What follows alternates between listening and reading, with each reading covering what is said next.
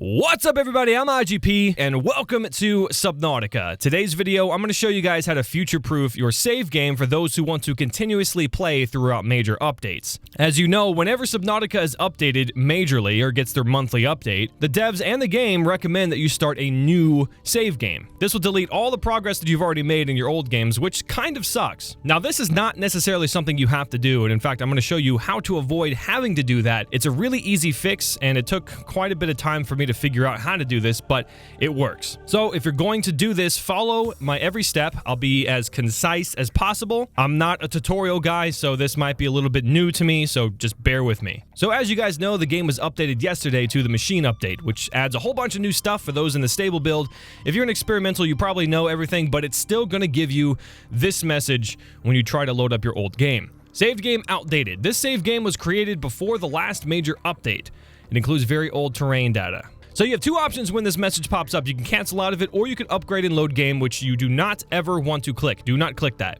If you've already clicked it, by the time we got to this part of the video, you're too late. Once you click this, it deletes very important files from your save game folder, which you can't retrieve back. So we're gonna go ahead and hit cancel.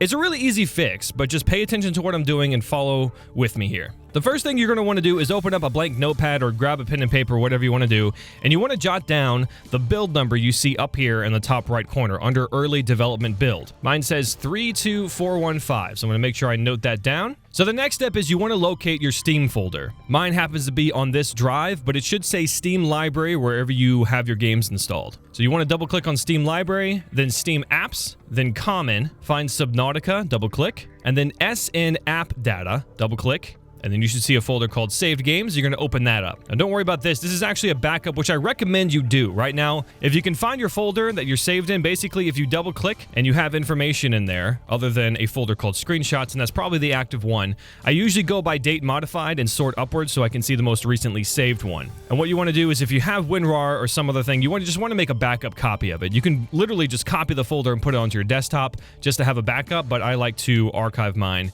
into a little folder here and keep it there. You can also rename these too, so if you want to organize a little bit better. So I actually opened this up and I had 19 different games, so I deleted them all and then named this one slot 0001. So once you got it open, you're going to see a bunch of files that look super intimidating, but I sorted it by name, and I'm going to go all the way down to the bottom and find the file called gameinfo.json or JSON. I actually don't know. JSON file. Now what you're going to do is you're going to open up the contents of this file and edit it. Now, you can actually open this in Notepad, but for me, I personally prefer Notepad++. If you guys don't know what that is or want to check it out, I'll have the link in the description below. It's a lot more organized, it's color-coded, and it just looks better to me than messing with just the solid black Notepad. But you can open it with Notepad, so if you have that option available, you're just going to right-click, go to Open With, and then select Notepad so you can see its contents. I'm going to open it in Notepad++.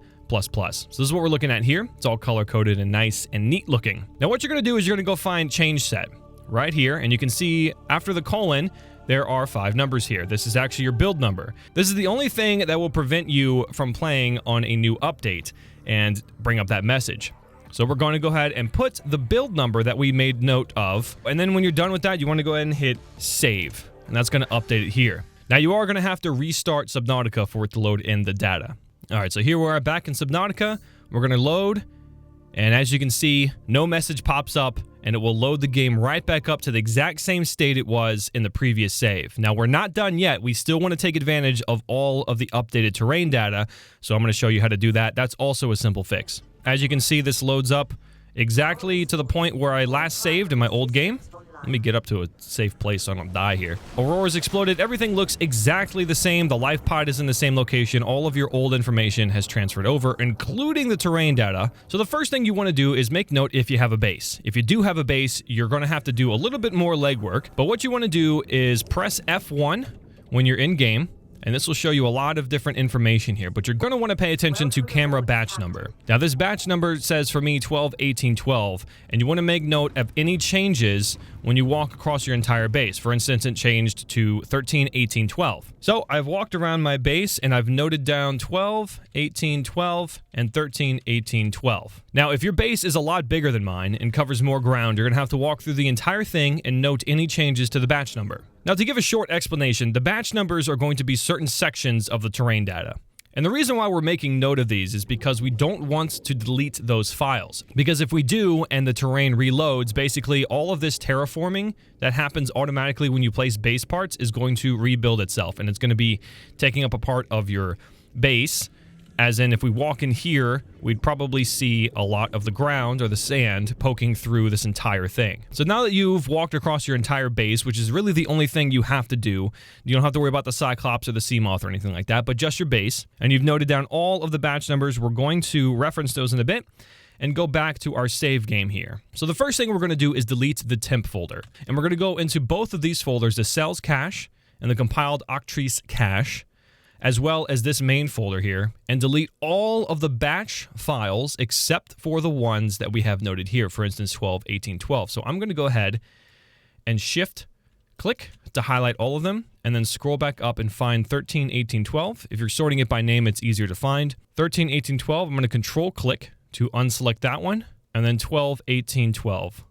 Control-click. And then we're going to hit delete. This is, again, if you're on PC. If you're on the Mac, I have no idea what those are. And we're going to do the exact same thing in the cells cache. We're going to go do the same thing in compiled octrees cache. So what you should have here is however many files you have referenced over here. They should be reflected in this folder, this one, and this one. And what we're going to do is go ahead and restart. So we're loaded back in. Everything looks right.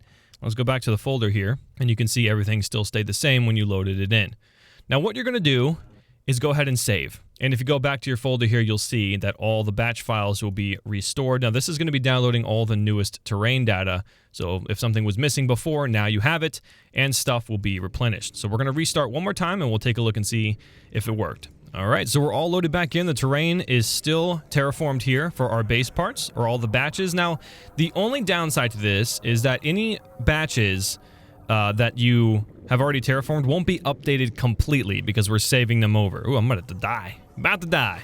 But those will remain the same way, which is nice to keep your base updated. But if you have it built in a place that gets a lot of updates, the safe biome doesn't really get a lot of updates. But if you do have it somewhere like the Blood Kelp or the Grand Reef, then it's possible that some of that data will not update for those specific batches. But for now, this is the best way to do it.